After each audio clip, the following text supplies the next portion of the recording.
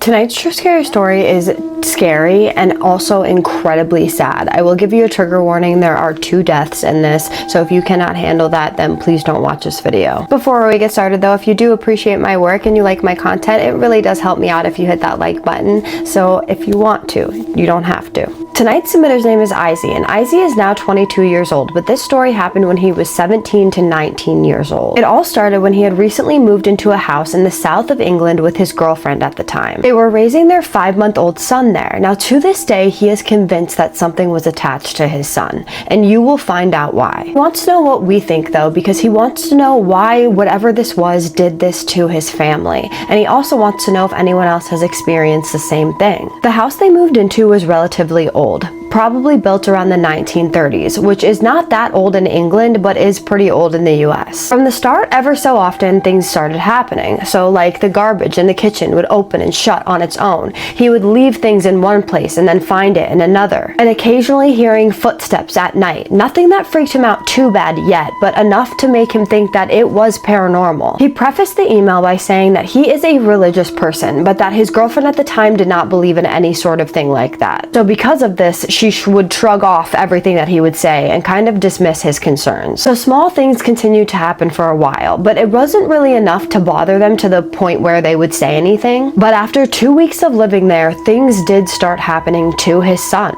It started one night when his girlfriend had put his son to bed, and not even an hour later, his son woke up again. Pretty normal for a baby his age, so he did the normal calming him, and then he put him back in his cot bed. But as soon as he put him down and started walking back to his bedroom, his son started crying again. He was a pretty easygoing and unbothered baby, but for some reason, something was really bothering this baby because he was not settling down, no matter what he tried. He tried for at least 20 minutes before taking him out of his nursery and putting him into the bassinet in their bedroom. He did his normal routine in there to put his baby back to sleep, but this is where the weird stuff started happening. For some reason, this baby just did not like the nursery. It did not matter whether his mother or father were cradling him in there or even in there with him in general. He just wouldn't go to sleep. So for about another week, they just ended up having the baby in their room to sleep, but the bassinet wasn't really big enough for their baby. So they eventually decided after a couple weeks they were going to try to put him back in the nursery. He did settle in his bed at first until this terrifying incident happened the next night. They had gone about their nightly routine as usual, and he had gone to sleep in his bedroom. At the time, literally anything would wake Izzy up, because as you know, if you have children, your senses go absolutely wild. But Izzy woke up because he heard something coming through the baby monitor that was beside his table. It was the sound of the baby mobile that was above his cot. It would play a little tune every time you would turn it on. So there was absolutely no denying what it was, and this was weird because you had to actually flip a switch, literally flip a switch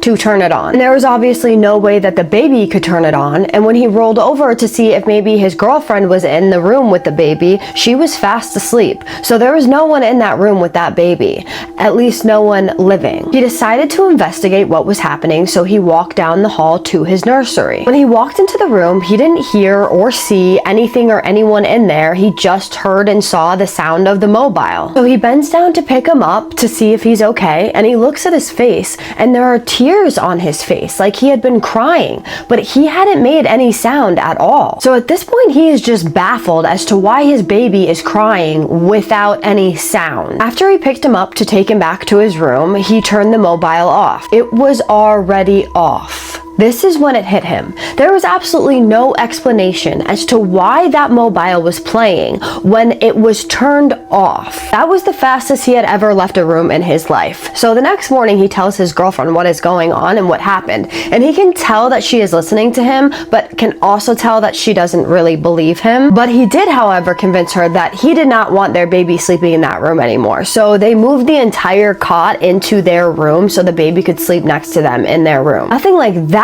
ever happened again, but sometimes he would wake up to things being knocked off the dresser that was right next to the baby's bed, or the door opening just a bit when he had known that he had closed it and obviously wasn't the one opening it. Sadly, a month later, him and his girlfriend broke up, and very unfortunately, she ended up taking her life a month later. I am so sorry, Izzy. That is heartbreaking. This left Izzy with his 6-month-old baby by himself, so he had to move back into his parents' house so that they could help support him. Obviously, this makes a lot of sense. After he moved in with his parents, though, weird things started happening, and this was strange because he had obviously lived with his parents before, and nothing like this had ever happened before. He was constantly hearing strange sounds, and his dad told him that a few times his dog went upstairs and would pace and growl and sniff underneath Izzy's closed door, and his hair would stand on end like he was threatened, and this was something that he had never done before. The main thing with his son, though, is as he got older and would play with his toys,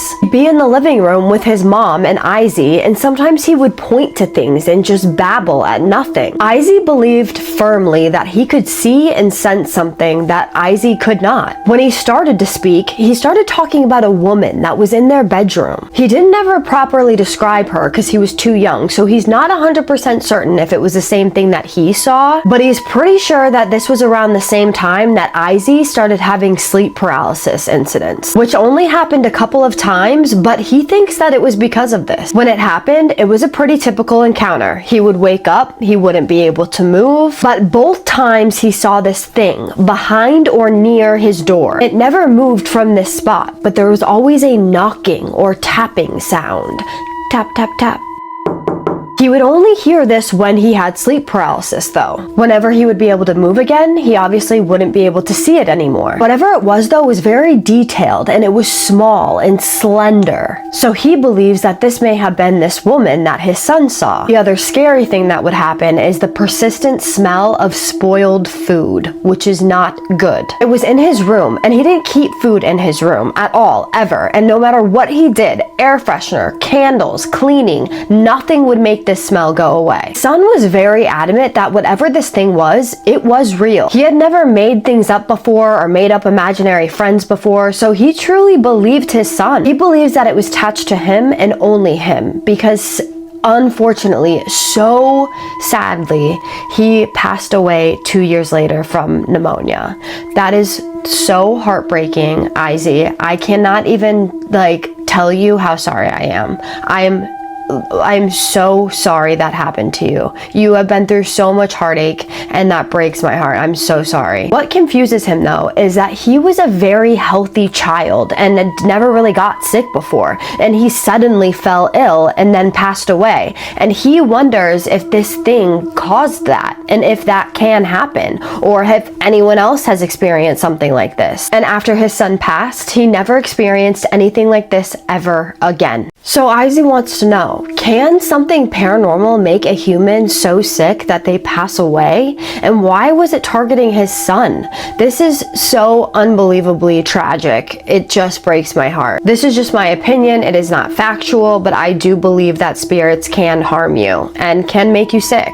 I have seen it before in some of the people who have submitted me stories. For Stevie, for example, her family is going through hell. She ended up in the hospital and was having seizures, full-blown seizures, rashes all over her body. I then started experiencing rashes all over my body after talking to them for a couple of months. I do believe that this could have been why, and if it was why, I am so incredibly sorry, but it could not have been. What do you guys think? I just don't know how to answer this question, and I think that it would be really helpful if you guys could maybe drop in some suggestions. But before I do my shout outs, I am Kaisa, and I tell true scary stories every other night that you guys submit to me. So if you like that, hit that subscribe button so you can be notified when I tell a scary story, and it could be your scary story if you email me. My email is kaisaspooky@gmail.com, and it is in my description. First shout out is going to A.Rivera1734.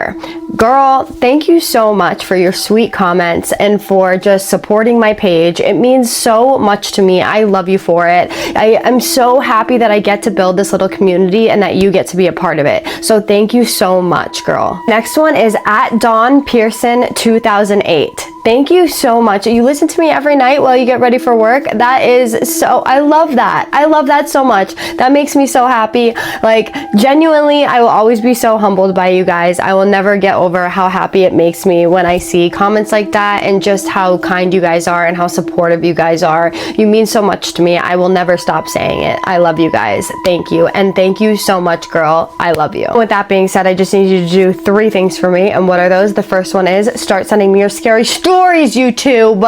Jeez Louise, how many times do I have to ask? Just kidding. I will, seriously though. Number 2 is stay safe. And what is number 3? Say it with me. Have a spooky night. Love you guys. See you in the next one.